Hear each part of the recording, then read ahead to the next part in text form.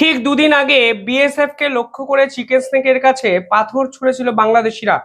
এবং শুধু chicken snake নয়, একাধিক জায়গায় যখন বিএসএফ কাঁটাতার দেওয়ার চেষ্টা করছে তখন ক্রমাগত ক্রমাগত বিএসএফ এর উপর বিভিন্ন দিক থেকে আক্রমণ করার চেষ্টা বাংলাদেশের পক্ষ থেকে কিন্তু করা হয়েছে। এবং ভারত পরিষ্কার বুঝিয়ে দিয়েছে যে এর পিছনে বাংলাদেশের বর্ডার গার্ড অফ বাংলাদেশ অর্থাৎ বিজিবির সরাসরি মদত আছে। এই প্রেক্ষাপটে দাঁড়িয়ে ভারতের বিএসএফ সরাসরি বিজেপিকে একটি জয়েন্ট মিটিং এর জন্য আহ্বান করলো। এবং মনে করা হচ্ছে যে এই বৈঠক আসলে বিএসএফ এর পক্ষ থেকে কার্যত বাংলাদেশের বিজেপিকে এক আলটিমেটাম, যদি এর পরেও বাংলাদেশের পক্ষ থেকে বাড়াবাড়ি করা হয় তাহলে কিন্তু ফলাফল ভালো হবে না, তা বাংলাদেশকে পরিষ্কার বুঝিয়ে দেওয়া হবে এই বৈঠকে। একাধিক রিপোর্ট বলছে যে 8ই জুন থেকে এই হাই ভোল্টেজ বৈঠক হওয়ার কথা, যেখানে বিএসএফ একগুচ্ছ তালিকা, মানে তারা কি কি করতে চায় তা বাংলাদেশের হাতে সরাসরি অফিসিয়ালি তুলে দেবে। এবং অফিসিয়ালি তুলে দেওয়ার পরও বাংলাদেশ যদি আগের মতো সীমান্তে কোনো ধরনের অশান্তি করার চেষ্টা করে তাহলে বিএসএফ কড়া অ্যাকশনে ঝাঁপাবে, তা ভারত অফিসিয়ালি বাংলাদেশকে জানাবে। এবং সেই বৈঠকই হলো এই অফিসিয়ালি জানানোর একমাত্র ডেস্টিনেশন বা প্লেস হতে চলেছে বলে অনেকে মনে করছেন। আজকে এই ভিডিওতে আমি ডিটেইলিং আলোচনা করব কেন এই ধরনের পদক্ষেপ বিএসএফ এর পক্ষ থেকে নেওয়া হচ্ছে। ভিডিওটি শেষ অবধি দেখবেন, আর চ্যানেলটিকে ভালো লাগলে সাবস্ক্রাইব করবেন এবং কমেন্ট করবেন। আর যারা ইন্ডিপেন্ডেন্ট জার্নালিজমকে সাপোর্ট করতে চান তারা আমাদের পাশে দাঁড়াতে পারেন নির্দিষ্ট ইউপিআই এবং কিউআর কোডের মাধ্যমে। মূল বিষয়ে ফেরা যাক। বাংলাদেশ এবং ভারতবর্ষের মধ্যে এখন প্রধান সংঘাতের বিষয় হলো সীমান্তে কাঁটাতার দেওয়া। এই মুহূর্তে একাধিক বাধার সম্মুখীনও কিন্তু বিএসএফ এর পক্ষ থেকে হওয়া হচ্ছে, মানে তারা পাচ্ছেন। সব থেকে বড় সংঘাতের বিষয় যদি বাংলাদেশিরা হয়, যারা প্রতিনিয়ত কাঁটাতার দেওয়াকে কেন্দ্র করে অশান্তির সৃষ্টি করছে। দ্বিতীয় দ্বিতীয় সংশয়ের বিষয় হলো বর্ডার এরিয়ার ডার্ক জোন। ডার্ক জোনটি কি? দেখুন, ভারত এবং বাংলাদেশের মধ্যে যে সীমান্ত আছে তার দৈর্ঘ্য কিন্তু 4,96 কিলোমিটার। এর মধ্যে একাধিক জায়গা আছে যেখানে কাঁটাতার দেওয়া কার্যত অসম্ভব।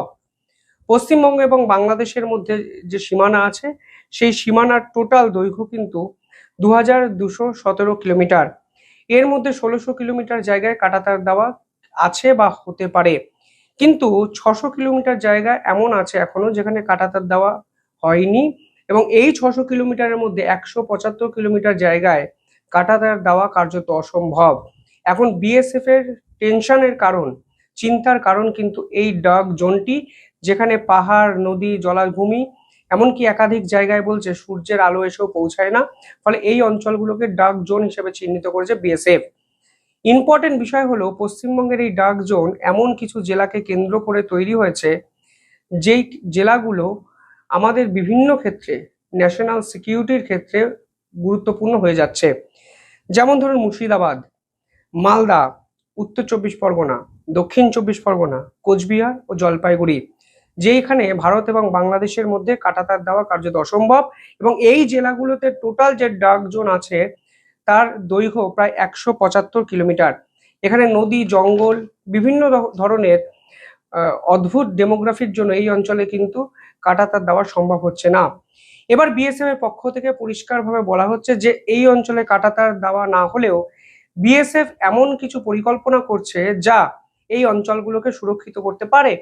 এবং বাংলাদেশিরা যারা দালাল মারফত ভারতবর্ষে ঢুকে তৃণমূল আশ্রিত কিছু নেতার দ্বারা Aadhaar card, voter card, covid vaccination certificate কিছু টাকার বিনিময়ে পেয়ে যেতেন, তারা দিনের পর দিন এই ডার্ক জোনগুলোকে কিন্তু চিহ্নিত করে এখান থেকে ভারতে ঢোকানোর চেষ্টা করেছে, যে একাধিক রিপোর্টে আমাদের সামনে এসছে।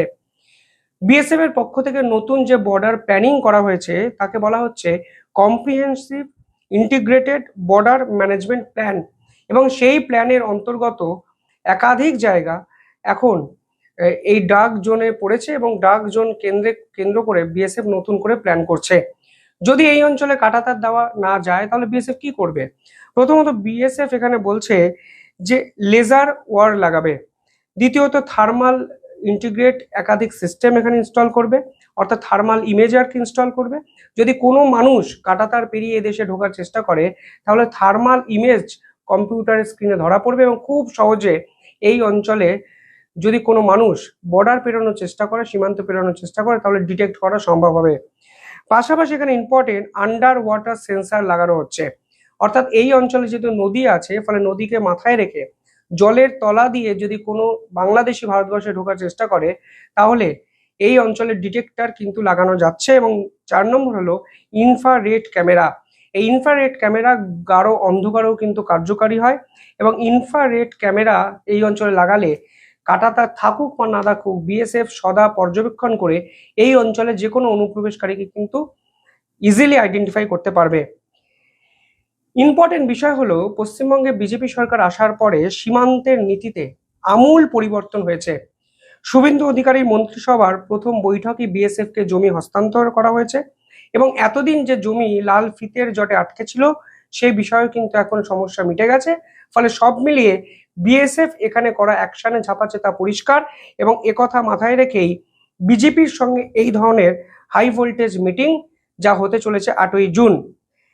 এবার এই মুহূর্তে বিএসএফ বিজেপিকে কি বলবে? বিএসএফ পরিষ্কারভাবে তাদের অফিসিয়াল নীতি বিজেপিকে জানাতে চলেছে, অর্থাৎ সীমান্তবর্তী এলাকায় যদি বাংলাদেশিরা ধরা পড়ে, তাহলে কোনো আইনের আশ্রয় না নিয়ে আইন মারফতই ডিটেক্ট, ডিলিট এবং ডিপোর্ট বিএসএফ সরাসরি করে দেবে। এবং পরিষ্কার কিন্তু এখানে বিজেপিকে এই দায়িত্ব নিতে হবে, তা বিএসএফ এর পক্ষ থেকে কড়াভাবে বোঝানো হবে। পাশাপাশি লাগাতার বিএসএফ এর উপর যে হামলা হচ্ছে তারও কিন্তু আলোচনা এই মিটিং এ হতে চলেছে, এবং গরু পাচার এবং চোরাচালানকারী নিয়ে বিএসএফ যেরকম সমস্যার সম্মুখীন বাংলাদেশের পক্ষ থেকে হচ্ছে, তারও কিন্তু একটি আলটিমেটাম দেওয়ার কথা এই মিটিং এ। যদি আপনারা পুরো বিষয়টিকে আজকের দিনে দাঁড়িয়ে বিশ্লেষণ করেন, তাহলে বুঝবেন যে বাংলাদেশ সীমান্তে যেরকম চাপ বৃদ্ধি করেছে বিএসএফ, এই মিটিং কিন্তু সেই চাপেরই একটি এক্সটেন্ডেড পার্ট, একটি অংশ। পাশাপাশি বিজেপিকে পরিষ্কার বলে দেওয়া হবে যে আমরা অফিসিয়ালি হোল্ডিং সেন্টার তৈরি করেছি, অর্থাৎ যে অবৈধ বাংলাদেশিরা আমাদের ভারতের বিভিন্ন স্থানে ছড়িয়ে ছিটিয়ে আছে তাদেরকে ধরে হোল্ডিং সেন্টারে রাখা হচ্ছে। 1 মাস সময় দেওয়া হবে, তারপরে বিজেপিকে সিদ্ধান্ত নিতে হবে যে তারা তাদেরকে তাদের দেশে ফিরিয়ে নেবে কি নেবে না। এবং বিএসএফ পরিষ্কার বলে দেবে, যদি বিজেপি ফিরিয়ে নিতে নাও চায় তাহলেও বিএসএফ এর কোনো যায় আসে না। পাশাপাশি বিজেপি এই মুহূর্তে পুশব্যাক নিয়ে কেন উদ্বিগ্ন সে তথ্য কিন্তু বিএসএফ এর পক্ষ থেকে চাওয়া হবে, যে একাধিক তথ্য মানে রিপোর্ট আমাদের সামনে এসছে, অর্থাৎ তোমাদের নাগরিককে তোমাদেরই ফিরিয়ে নিতে হবে, কোনো চাপের কাছে ভারত মাথা নত করবে না। এবং বিএসএফ এর উপরে যদি ফের একবার লাঠি মারা, পাথর ছোড়া বা বিভিন্ন অশান্তির সৃষ্টি করা হয়, তাহলে বিএসএফ কিন্তু কড়া অ্যাকশনে ঝাঁপাবে। অর্থাৎ সব মিলিয়ে আজকে একটা জিনিস পরিষ্কার হয়ে যাচ্ছে যে এই হাই ভোল্টেজ মিটিংই ভারত বাংলাদেশের ভবিষ্যৎ সম্পর্ক কোন দিকে যাচ্ছে তা কিন্তু ঠিক করে দেবে। 8ই জুন আপাতত সকলের নজরদারিতে থাকবে, তা কিন্তু পরিষ্কার। আপনারা কিভাবে দেখছেন কমেন্টে জানান।